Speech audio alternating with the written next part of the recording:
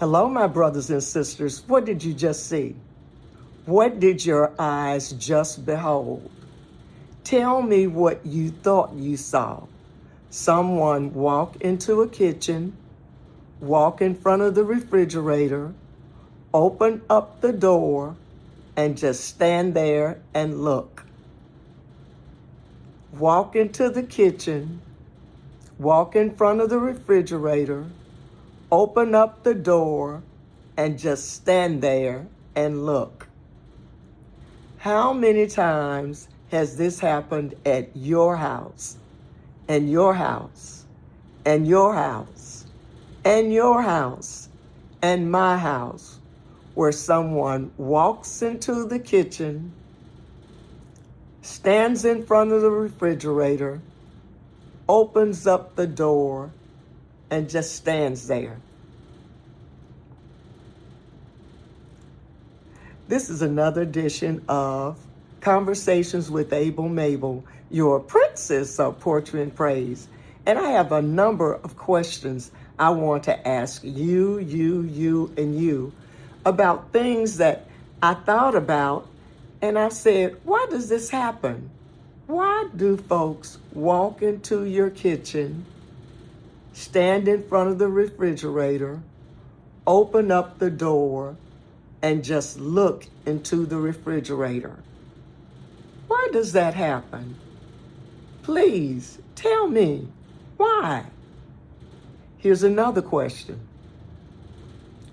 Why do folks come over to your house or stay over at your house for an evening or two and turn on all the lights in the house? Why do folks come over to your house and just start turning on lights and leaving them on, even though no one is in the house? Or why is it that so many of us grew up in homes where there was only one bathroom? Why is it that most of us grew up in a household where there was only one bathroom? And how many people were in the house? And how were we able to get to school on time, to get to work on time, to get to church on time, to get to meetings on time, to do what we needed to do on time? We were just so thankful for that one bathroom with that one bathtub, probably no shower, toilet, sink, medicine cabinet with mercurochrome and iodine and Band-Aids and alcohol and peroxide and all kinds of medicine for colds. And we made it. We made it. We made it with one bathroom. One bathroom. Or why is it when many of us were children, we didn't have choices when it came to what we're going to eat for dinner? We didn't have a choice between chicken or fish or steak or pork chops. What did we do? When it was time to eat dinner, we came down to the table and we all sat around the table together and we ate the food that was on the table. There were no choices. You ate what was before you. And here's the other part. Why were you expected to eat everything on your plate? Why were you expected to eat everything on your plate?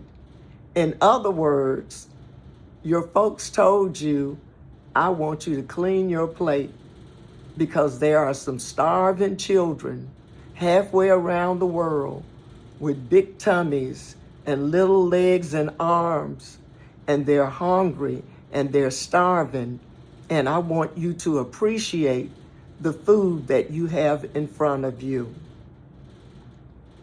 Why is it that so many of us had vegetables every day in our house? Why is it that we had so many vegetables in our house every day of the week? Beans, peas, greens, potatoes, tomatoes, squash, all kinds of vegetables, sauerkraut. We had real green, orange, yellow foods before us every day. Why is it that we all sat around the table together, whether it was a big dining room table or a small kitchen table or something that our folks just put together, but we all sat together and we had our meals together as a family, and we ate and we shared and we talked about what we had done at school. They talked about what they had done at work. We talked about our neighborhood, our community, our church, our friends. And we sat there until everyone had finished eating their meals. We didn't have to worry about, turn off that cell phone. We didn't have to worry about, turn that TV down. We didn't have to worry about, put that computer video game away. We were all interacting and communing and touching, and there was a sense of family. There was a sense of togetherness. There was a sense of Harambe. There was a sense of we are family, because it truly was a family affair. We were all sitting around the table together, seeing each other, sharing with each other, being a part of each other's lives. Why couldn't your friends blow their car horn and wait for you to come out when they came to pick you up? Why couldn't your friends blow their car horn and wait for you to come out? That was a no-no.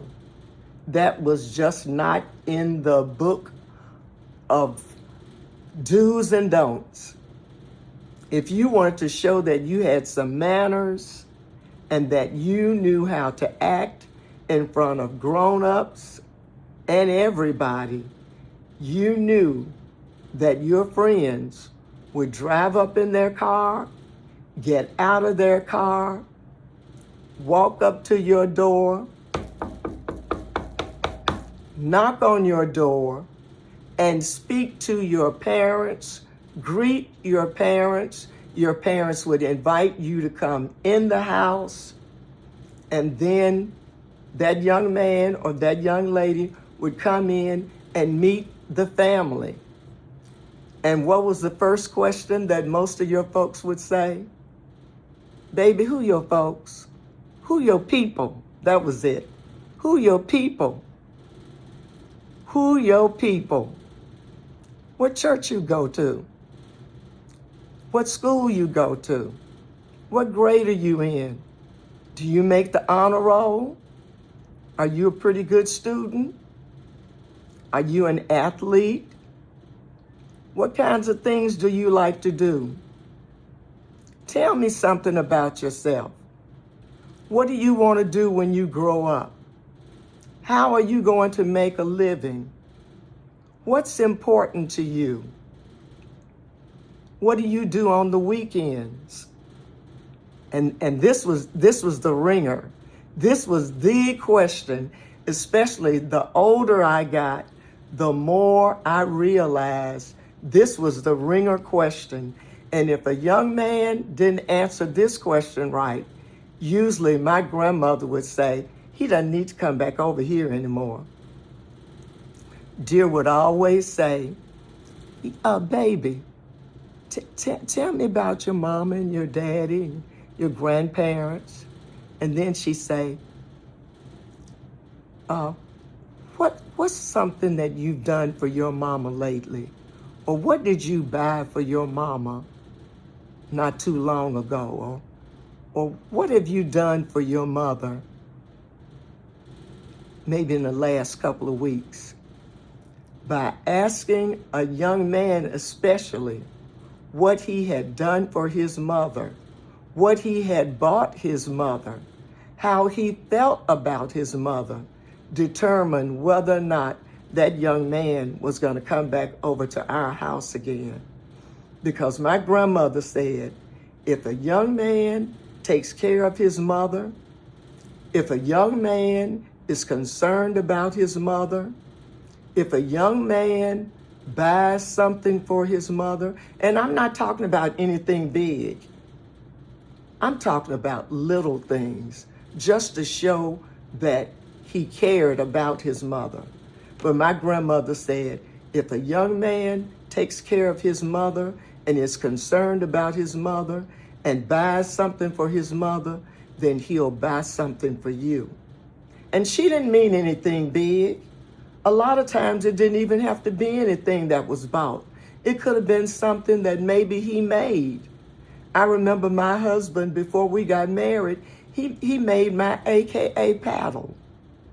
He made lots of things that he could make with his hands. But that was his way of showing that he cared for me. He didn't have a lot of money, but he was able to show he cared for me. And you better believe he was able to show Dear and Mommy and my stepfather and my uncle that he cared for his mother and his father, and how he had bought things for them and done things for them and was concerned about them. These are all questions that sometimes pass through my mind, and I think, wow, what has happened? Today we have so much as far as technology, and we have money, and we have stocks, and we have savings accounts, and we're able to go out and buy and do and go and just travel the world and just do things we never even thought about doing. Go to places that we only saw in our geography books. See things that we never thought we'd see. But yet, some of the things that I'm mentioning to you today in conversations with Mable are things that I think are very important. They're vital, and they show that you love. They show that you care. They show that there's a sense of community, a sense of communing, a sense of togetherness, a sense of Harambe. I got another one for you. Why did your parents always want to meet all of your friends? Why did your parents always want to meet all of your friends? Tell me about that one. Y'all know why? Because what? Birds of a feather flock together. How many times did I hear that? And so often people would come to the house, and my grandmother, I would say, dear, was able to read people. She'd sit there and ask all of her normal questions and ask the big ringer question, and then she'd sit back and watch the person and look at them. And she said something that a person who I really looked up to as I was growing in my career said to me one time when they were interviewing people for jobs. And they said, you can tell a lot about a person if you look at their shoes. Look at their shoes and you can tell what kind of person they are.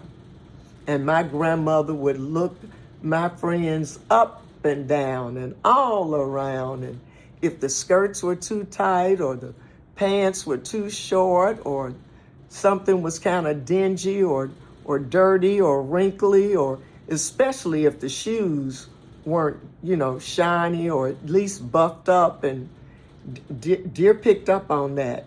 But Dear also wanted to see the kind of personality, you know what I mean? The kind of person that the people were who I was dealing with. She wanted to know, who are these people? What are they about? Why did our folks always teach us to call adults Mr. or Mrs. or pastor or doctor or professor or missionary or evangelist or uncle or aunt? Why did every adult always have a handle in front of their name? They always had a handle in front of their names.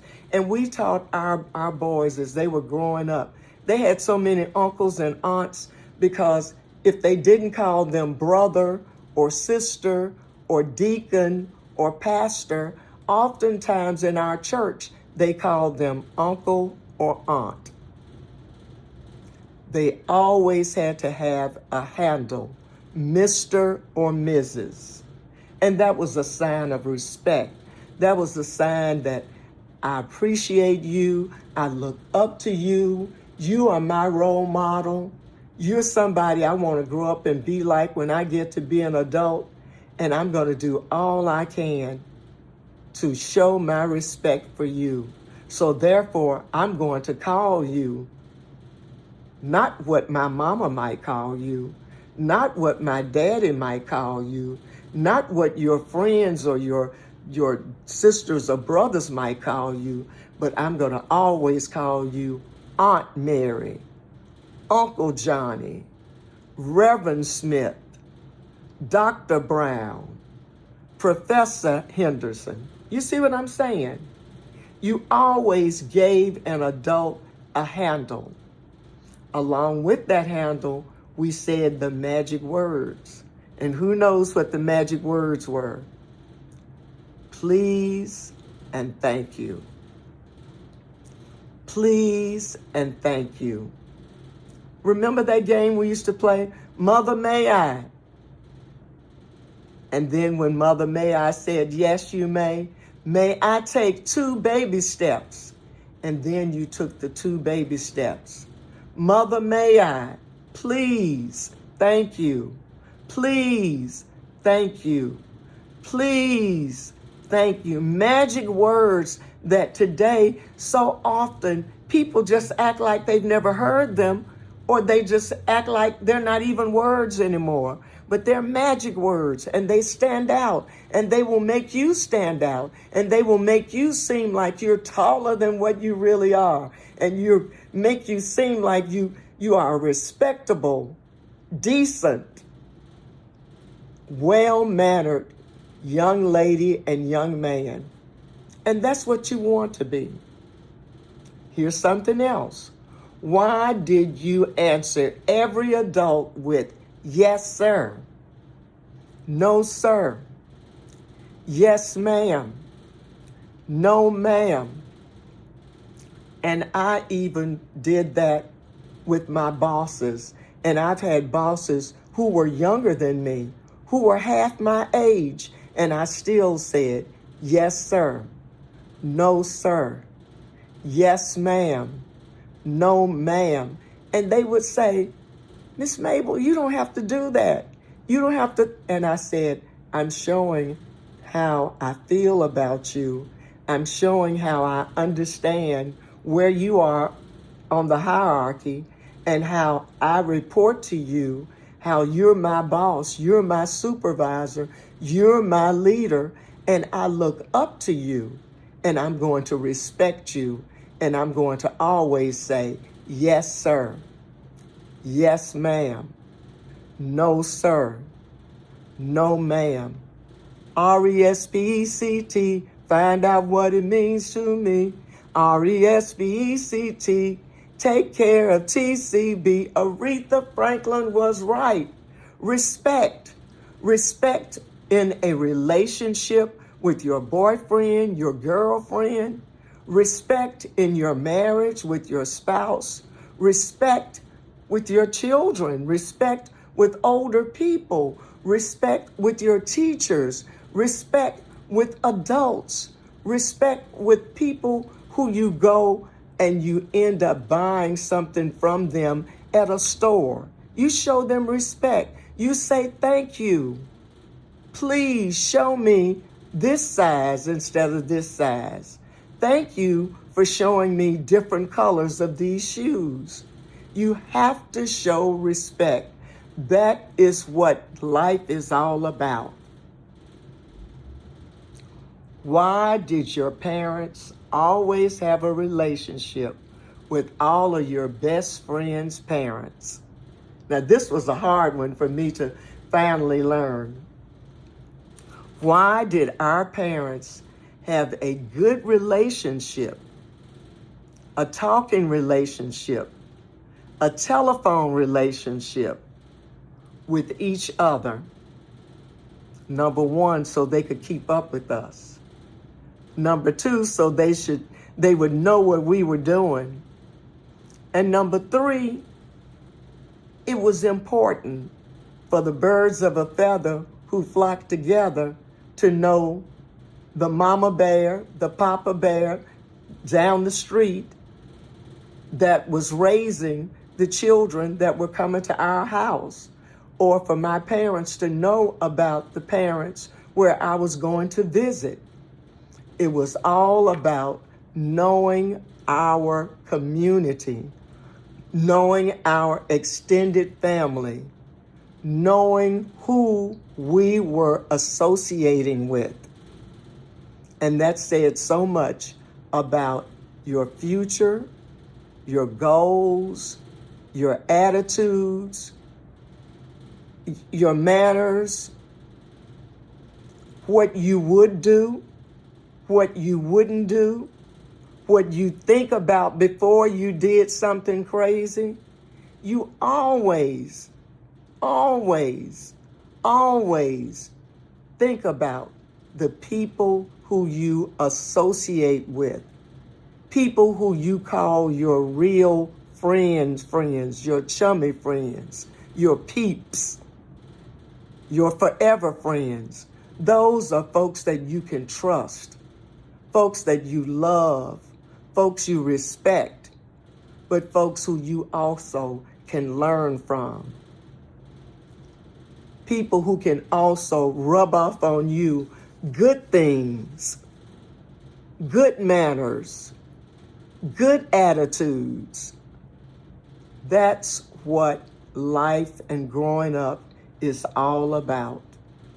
And I found out when I was real old, my mom told me that the reason why she let me have so many fish fries and parties at our house, and why they bought me this big hi-fi, stereo hi-fi, and let me go out and buy all these records, and we had a TV, and Mama would cook fish and spaghetti and slaw and cornbread, and we'd go out and buy drinks and have some kind of cake or pie and just, watermelon and fruit and snacks and chips and dips, all this stuff all the time at our house. And I was saying, Boy, my mama is so nice.